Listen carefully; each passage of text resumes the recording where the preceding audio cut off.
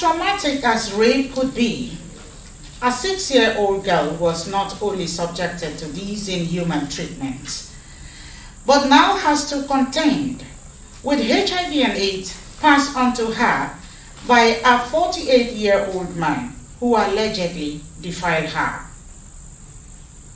The wedding ring is often worn on the fourth finger of the left hand. While many observe this tradition, few know why it is so. Our correspondent will unravel the reason behind this practice. Tradition, they say, never dies. And that holds true for the military. In observance of an age-long tradition, the Eastern Naval Command treated its personnel to a regimental dinner. Details of these reports and more will come your way on a Sunday special tonight. Good evening. I am Erika Ivy.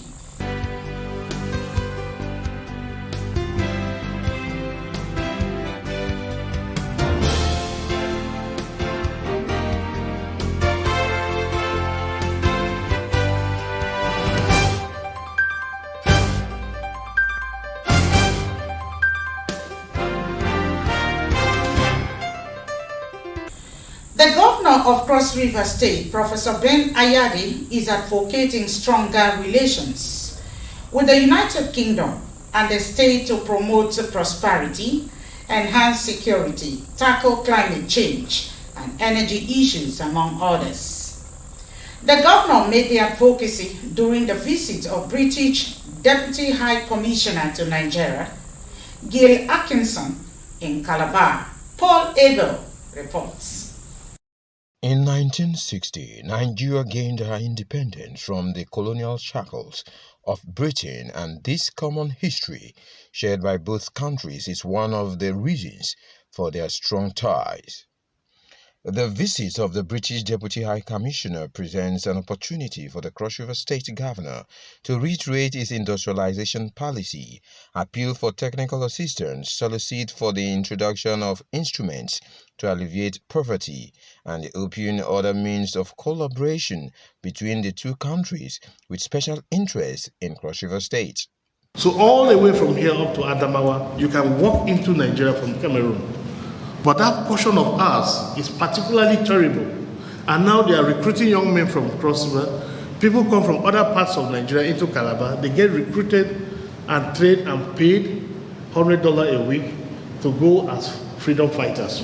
See how he can bring this information at a technical level before you and see if the United Kingdom can actually play a role to assist. You also have somebody who is your advisor, who is the focal point for prosperity. There cannot be prosperity in the absence of security and peace. There can be prosperity in the obvious presence of poverty. We've managed about 24 hours, and in that time already had an opportunity to really see and feel the history of the relationship between Calabar and the United Kingdom.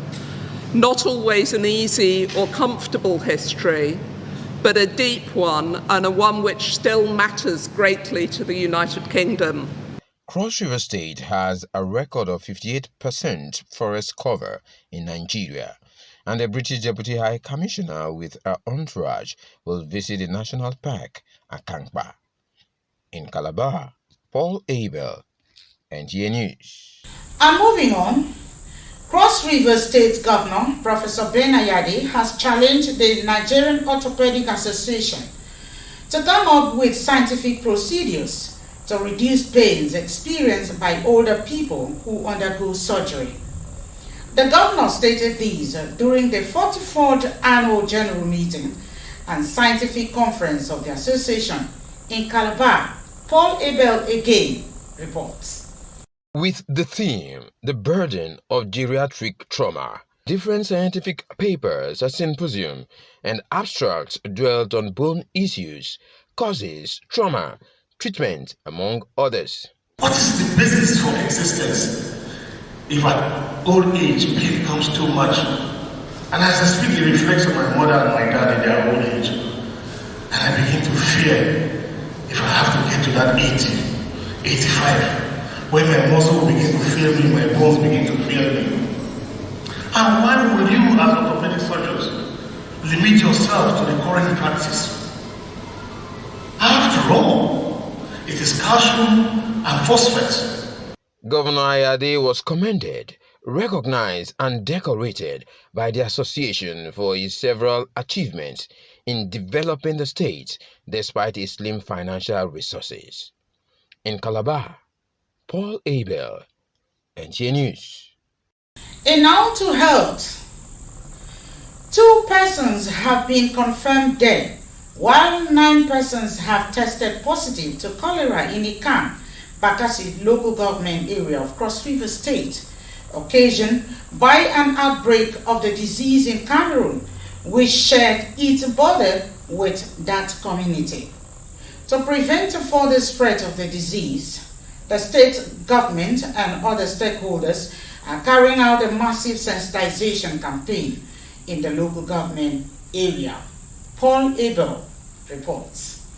It's a waterborne disease spread by contaminated food or water which causes acute diarrhea, and if left untreated, it can lead to death. With deaths already recorded in this riverine border community, the need to embark on vigorous sensitization on prevention methods such as regular hand washing, avoiding open defecation, the use of water from reliable sources, and the maintenance of good environmental hygiene are being emphasized. The people were also urged to report suspected cases to appropriate health facilities to check the spread of cholera. For the last 2 weeks, we have been going around Bakassi, carrying out surveillance and also trying to trace those persons who were involved, and then doing our due vigilance within the community to find cases of children, adults that are affected by cholera. So far, we've been able to get about 9 cases. Some of them tested positive to RDT, and then the others, when we went on further investigation, still turned out positive. We've lost about 2 of them presently, and we're hopeful that we don't lose anyone else to cholera. And that's why the state government, the Cross River State Ministry of Health, Primary Health Care, NCDC, and WHO, indeed everyone, the local government is involved. We're on ground here to see how we can sensitize people to start the sensitization campaign on cholera. This is part of the holistic response that we'll be giving to this cholera outbreak. Now, you know about battling COVID-19, and we're also battling issues like diabetics, HIV/AIDS, malaria, which you know, those are silent killer diseases. So we should not pursue these other issues and then forget the minor issues that is taking people's life by the day. That's why I walk around the clock. Anytime I receive the message, no matter how short the notice is, I will usually come out to make sure I throw my support behind any government, state or federal government health initiative, provided it is aimed at saving the life of my people. WHO is supporting the coordination of the outbreak. We are supporting with providing some logistics and commodities to manage the treatment of suspected and confirmed cases. Through the government, we are also, like you can see now, sensitizing people to be more aware on cholera. The campaign took the team to various markets and other locations in the local government area. With the sensitization carried out by the Cross River State Ministry of Health and other stakeholders, it is hoped that it will prevent the further spread of the disease. From Ikang, Bakassi local government area of Cross River State, I am Paul Abel, Nta News. Into agriculture. As part of effort to encourage agriculture and rural development in Cross River State, the Federal Ministry of Agriculture and Rural Development has handed over a 2.4-kilometer road with street light to a community in the state. Correspondent reports.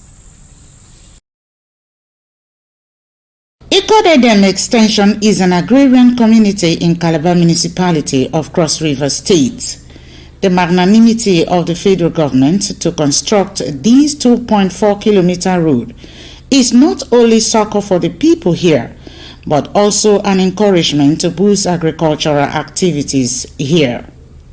Street lights also adorn the road, which will serve to curb activities of criminal elements in the area. It's a good thing because provision of one of the problems we are facing in the South is lack of rural infrastructure to boost food production in the country. Yes, actually the road we have handed over today to the benefiting community was constructed by Federal Ministry of Agriculture and Rural Development in Cross River State, and it's 2.4 kilometers of asphaltic road. Leaders of the benefiting community are full of gratitude to the federal government for encouraging agricultural development in the area. And all these projects, I'm so happy that they were professionally done and supervised, and they are serving the people. What you see at the background there is Ministry of Agriculture. This is what we call a farm access road intervention, and it's a dream come true. The Zonal Director, Federal Ministry of Agriculture and Rural Development, South Office, Michael Asebake Brooks, is advising the benefiting community to take proper care of the facility. In Calabar, Erika Evie, NTA News. Sunday Special continues soon. Stay with us. Don't go away.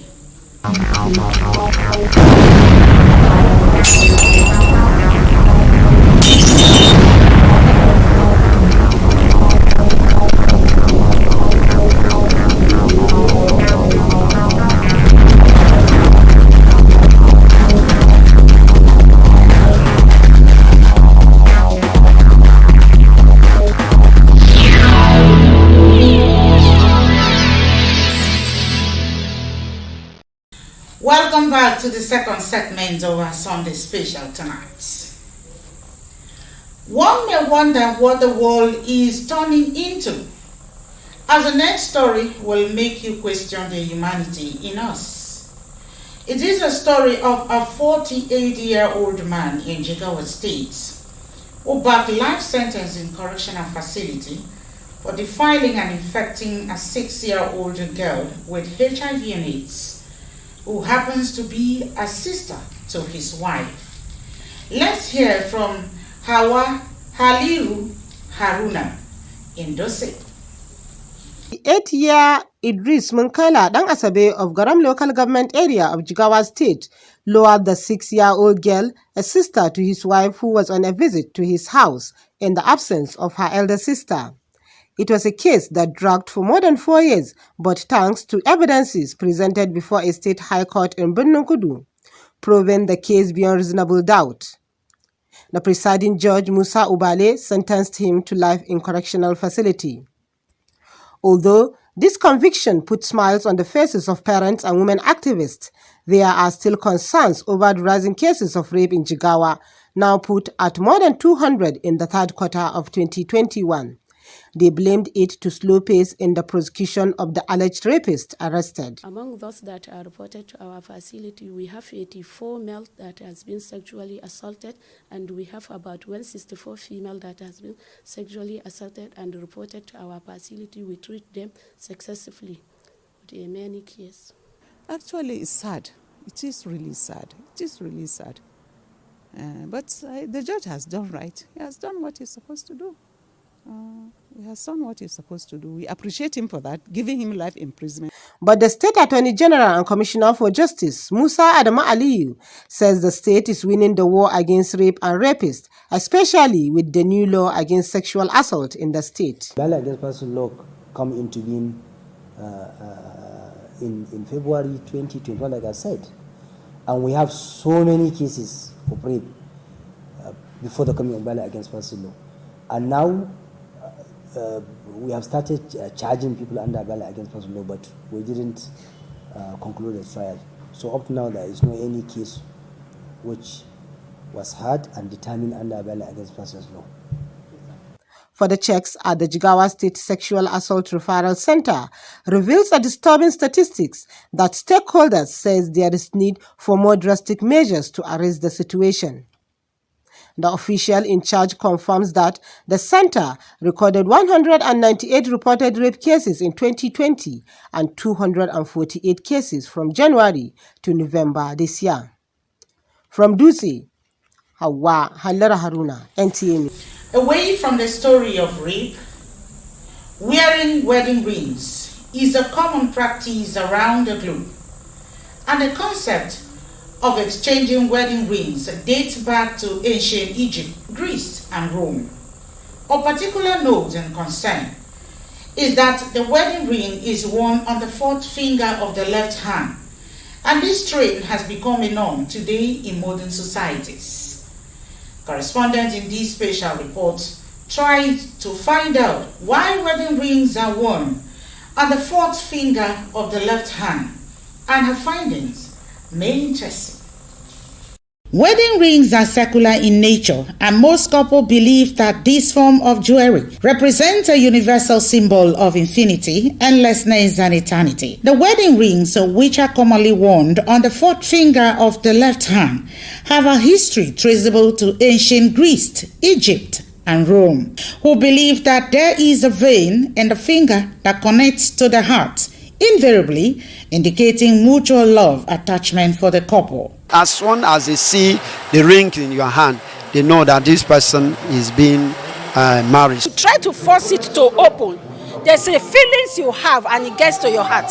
So it's a sign that I have an heart. In trying to unravel this mystery, I decided to go to the street to know why the wedding ring is placed on the fourth finger of the left hand.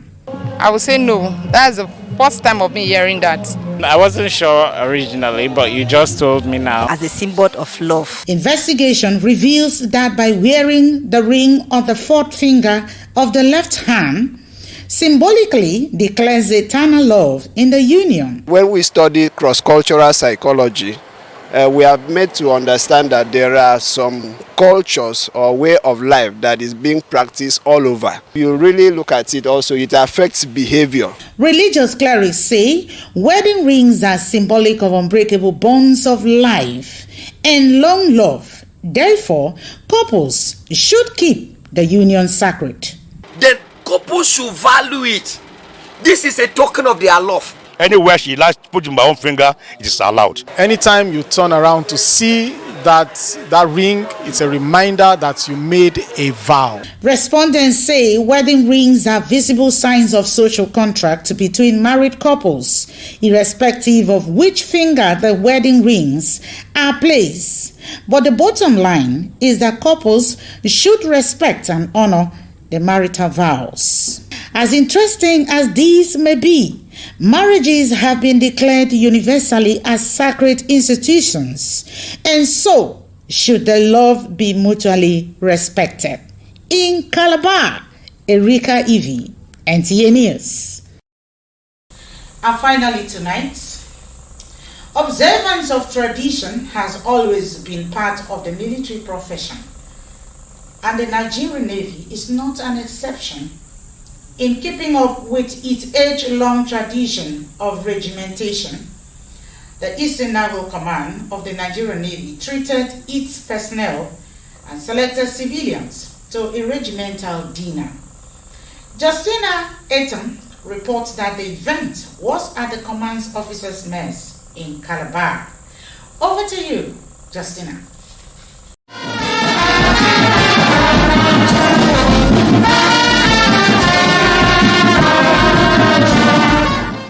Regimentation is the heartbeat of the military profession, meant to promote comradeship among junior and senior officers. And this regimental dinner of the Eastern Naval Command is not different. For the junior officers, it is a moment to get acquainted with etiquette and core values of the Nigerian Navy, while for the senior officers, it is a time to interact and impact on the junior officers the wealth of knowledge as well as the core values of the military profession. Special guest of honor at the 2021 Eastern Naval Command Regimental Dinner Night, Rear Admiral Antonio Bob Manuel, highlights importance of the dinner lauding the resilience of the Nigerian Navy in curbing criminality in the maritime domain. The present Chief of the Naval Staff and perhaps his immediate predecessors, they did quite a lot. They did a lot to see that the Eastern Command is well equipped to perform the statutory job of overseeing matters of security in Nigeria's territorial waters. The dinner culminated in the launching of the 2021 edition of the Eastern Tide magazine and presentation of souvenir to the special guest of honor by the flag officer commanding Eastern Naval Command, Rear Admiral Sanusi Ibrahim. In Calabar, Justina Etom, NTA News. This is where we made it tonight on a Sunday special. Join us same time next week. Good evening. I am Erika Evie. Thanks for watching.